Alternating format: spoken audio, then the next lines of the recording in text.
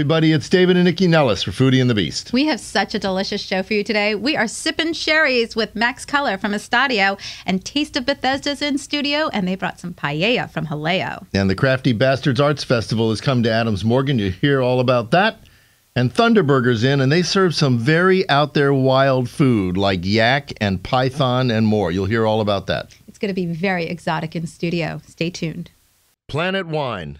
It's like having your own wine cellar right in the heart of Del Rey. More than 700 bottles of domestic and imported wines offer something for every occasion and budget. For fine wines and more, there's a whole planet. Planet Wine in Del Rey. Inspired by, I'm going to say it right, Jerez, right? Did you say it right? Yes. Spain's that's Spain's annual sherry festival. We've Mark KULLER's Estadio is saluting Spain's famed sherries all this month, and Max KULLER, interesting coincidence that you have the same last name as the owner. But Max is the restaurant's bar manager, and he's in to talk about Spanish sherry and all that. And Max, let's start with you, because my question is, I got a couple of questions, but sherry is the Spanish wine. It only comes from the area around Cadiz, right? Exactly. It's been around for thousands of years, but it's never been at the top of anybody's hit list. You don't walk into a bar and say, dude, I think he's going to disagree with you. Pour me two fingers of sherry. You know, it hasn't been maybe in recent times, especially in this country, but definitely going back a little while. If you go back to the 19th century, it was known as the finest wine in the world. Well, then what happened? Across the world. So what happened? Well, I actually, marketing and a lot of things that happened in this country. You mean PR? PR was the problem with sherry? Well, there was a whole bunch of sherries made to kind of appeal to the tastes of maybe more of the American palate, especially in the 60s and 70s. Okay, so let me, wait. They had that ad campaign where they got the Four Seasons, Frankie Valli, to sing that theme song, Sherry Baby. Stupid. Thank you. That's just stupid. Been waiting all day for that. But actually, I said to you when you came in, like, I certainly don't mind like a taste of sherry, but it just, in my head, I think sweet. Like, I think of my mother drinking Harvey Bristol cream, back in the 70s, like that little glass like you have right now. And that stuff was horrible. I mean, I didn't like it when I was a kid. Yeah, in actuality, all sherry is vinified dry.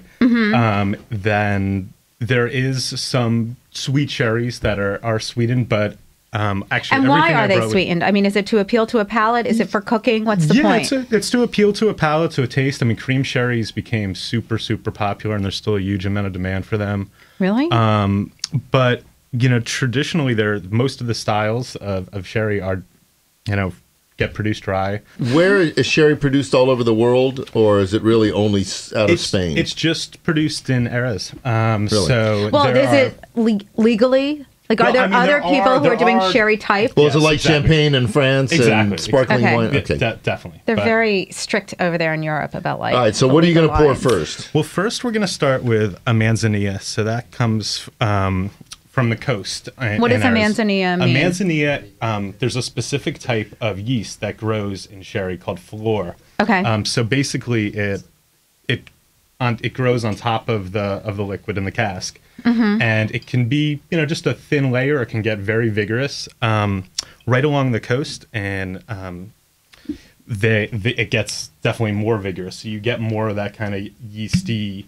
You're going to taste it? A little bit of kind of white flowers, white nuts, definitely a little bit of a hint of like lemon or kind of citrus peel.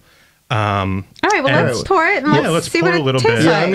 I'm going to turn this to Crafty Bastards, which I love saying. Crafty Bastards, Crafty Bastards.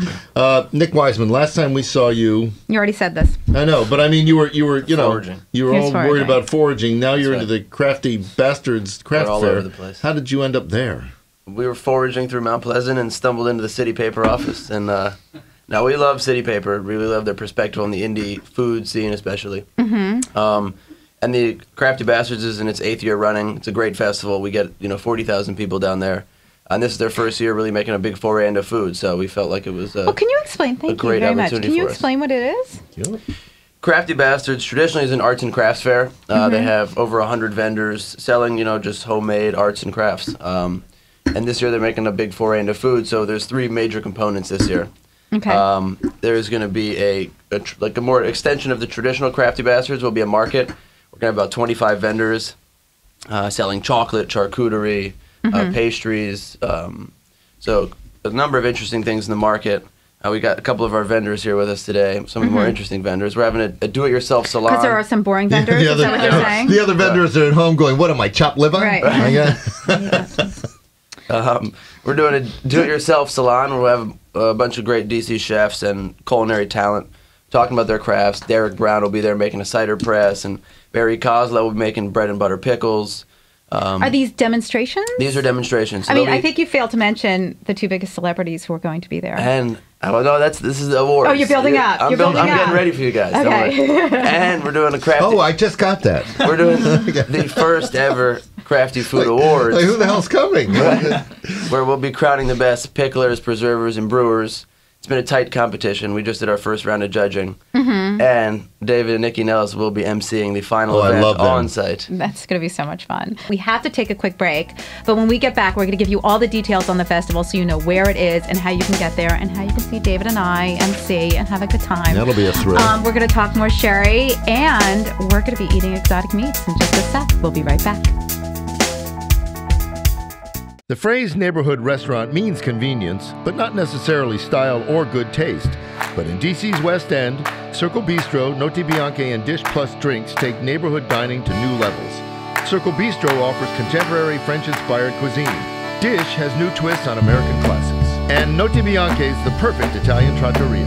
The Kennedy Center is just steps away, so pre- and post-theater dining is enjoyable and convenient. Dish, Notte Bianche, and Circle Bistro. There's good taste in the neighborhood. Hey, we're back on Foodie the Beast with David and Nikki Nellis, and we've got Nick Wiseman and all the Crafty Bastards from the Crafty Bastards Art and Food Fair with us.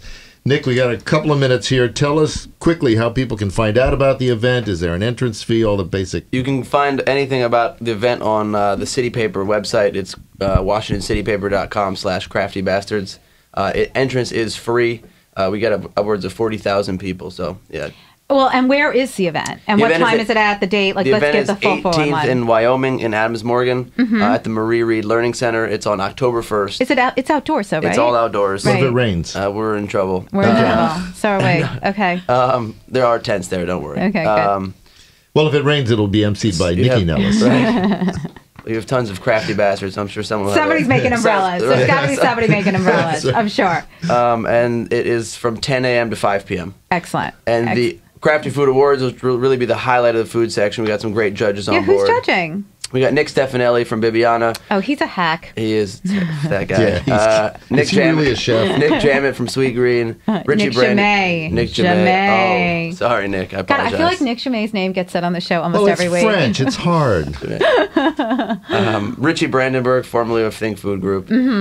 Chris Schott of the City Paper. Right. And Daniel Fromson, who used to write with The Atlantic and now writing for The Post. Cool. Fantastic. All right, good set of All judges. right, and guys, Heather and Brian, quickly tell everybody where they can find you guys online, Please. too. All right. You can find Scrap at scrapdc.org and on Facebook, facebook.com/scrapdc. Excellent. All right. And you can find Farm to Desk at farmtodesk.org. Okay. And we also have a larger organization called Seedling Projects at seedlingprojects.org. Excellent. All right, great. guys, thank you all for coming you, in guys. today. Thank That you was all terrific. for having us. All right, All right. you want to introduce our chef? Yeah, because we've got RYAN FICHTER here from Thunderburger and Bar. And Ryan, when we were doing the show intro, I mentioned that you have a thing for cooking up stuff that you don't often see on a menu. Yes. Like gator ribs and turtle poppers and black bear burgers and marinated yak. And when I read that, I was like, say what? I don't know if I'd know a yak if I fell over one. But Thunderburger implies kind of regular burgers. How did you get into yak? Well, I realize that DC has, several different burger restaurants and they focus on different burgers. So I wanted to try and take our concept and kind of take it to that next echelon by introducing different meats and game animals and different things that people aren't going to see every day. And basically by showcasing what I can do as a culinarian and introducing these meats to different people and kind of break them out of the norm. Well, let's back up a little bit. Where'd you come from? Well, I'm actually originally from Columbia, Maryland. I went to school in Hyde Park, New York, at the Culinary Institute of America. I've traveled up and down the East Coast, Florida, Charlotte, and I spent the past 5 years out in Hawaii. Oh, that's terrible. Yeah, I know. Where were you cooking in Hawaii? I was cooking at the Royal Kona Resort, and I also did some private catering. So what was it? What drew you to these kinds of meats? Were you doing this in Hawaii? Well, in Hawaii, they have wild boars that kind of just run everywhere. They're like squirrels here in D.C. Here we just have domesticated boars. Yeah. Thank you. Pretty much. But no, out in Hawaii, you know, you're exposed to a lot of seafood and different animals and things of that nature. So I've always just, you know, loved experiencing new things and trying new things.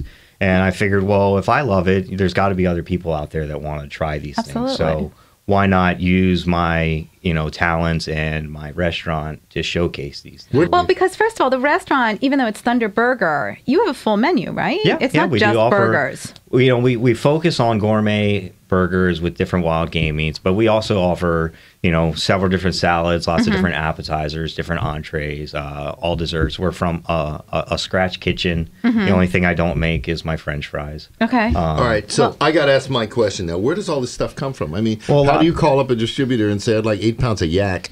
Well, you know, a lot of it I did, you know, have to do some creative sourcing. I found a lot of the stuff through the internet. There's different meat companies that'll sell stuff to even people at home. Well, I mean, are there domestically farmed yaks? Yes, there are, actually. Really? Yeah. Well, let's talk about yak specific, because I don't think that's an animal a lot of people are familiar with locally, especially. So is that similar to...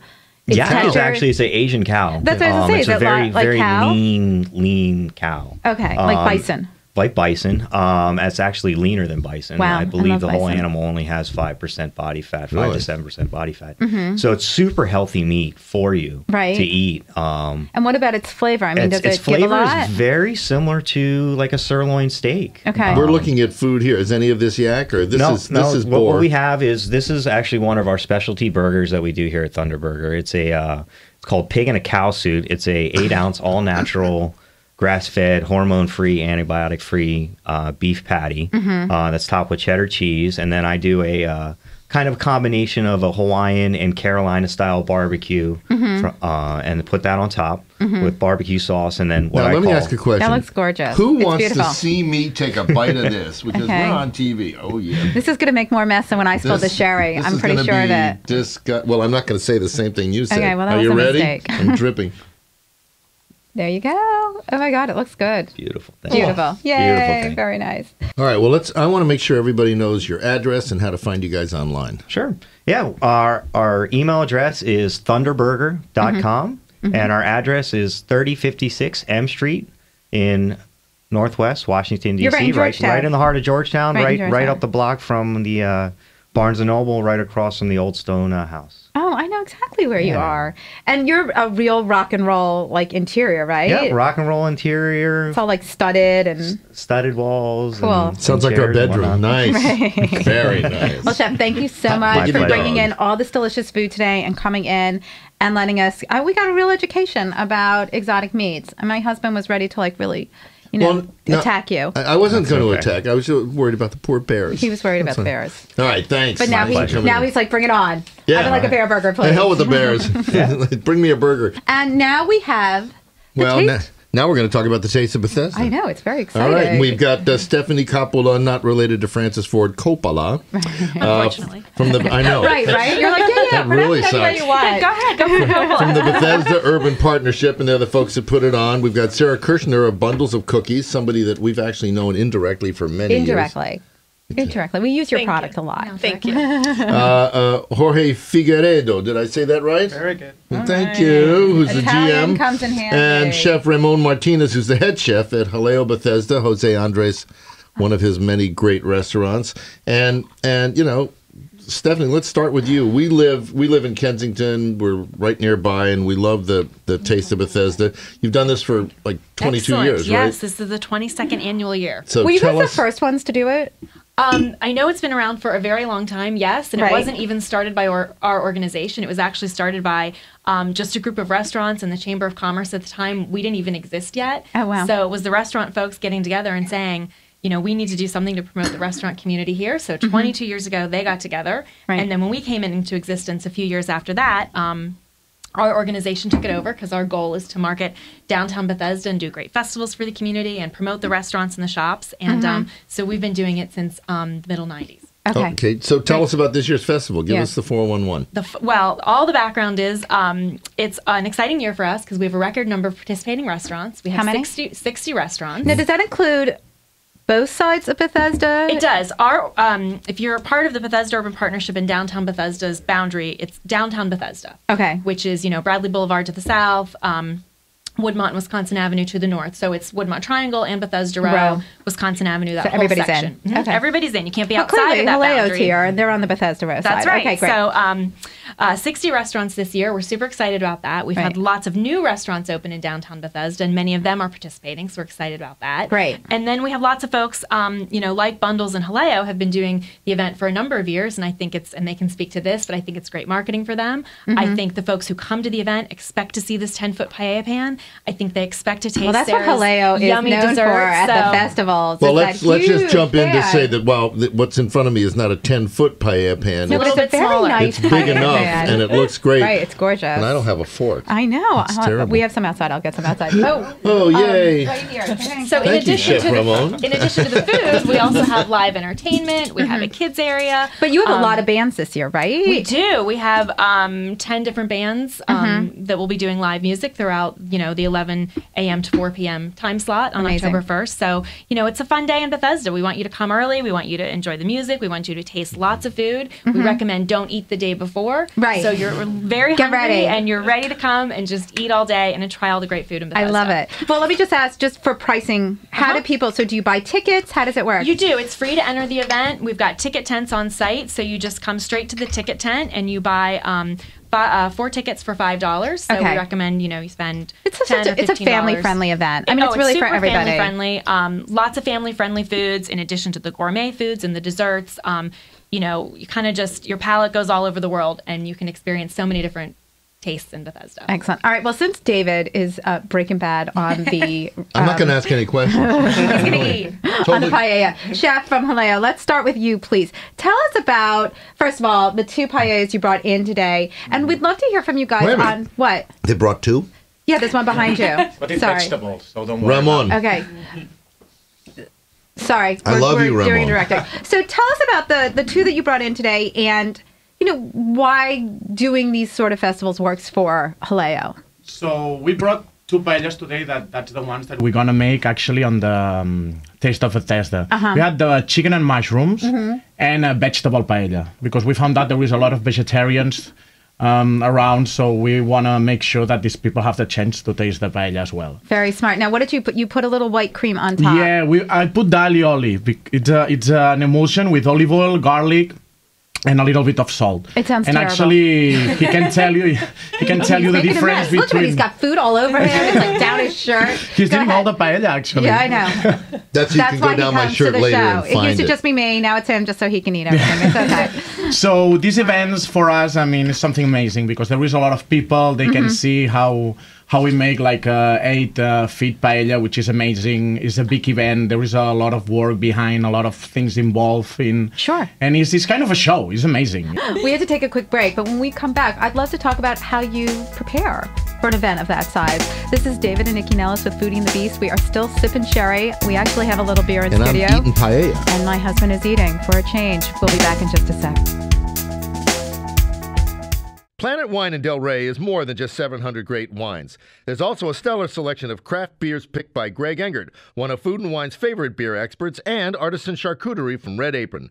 For fine wines, beers, and more, there's a... And we're back on Foodie and the Beast with David and Nikki Nellis. We're talking Taste of Bethesda, but before we get back to our guests, I just want to thank all the people that make this show possible and support us, and tell everybody else who doesn't that they should be ashamed of themselves.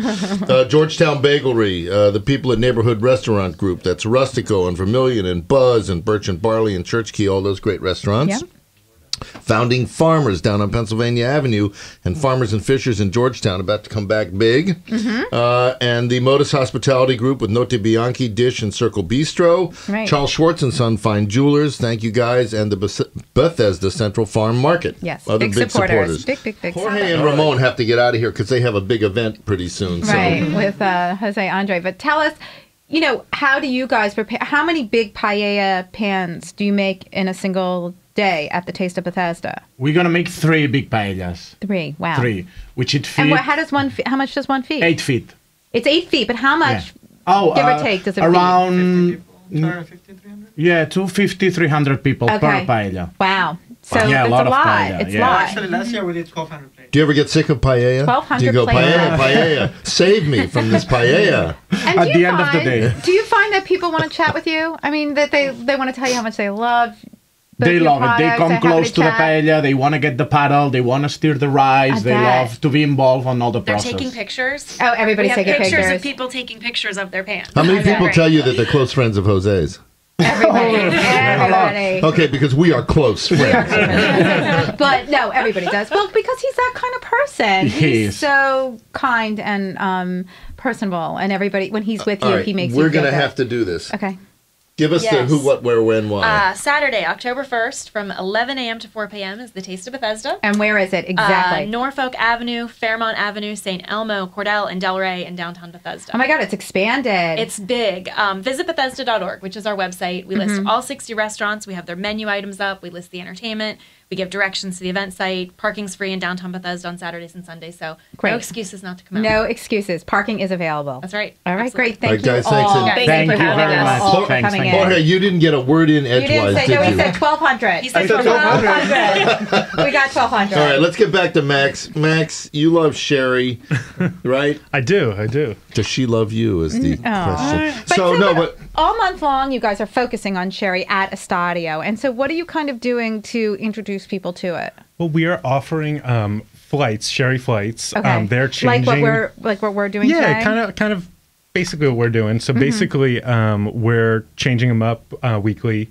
So we're choosing 3 different sherries a week and 1 sherry cocktail that Adam Burbach makes. Some delicious sherry and cocktails. His cocktails can be very tasty. They can.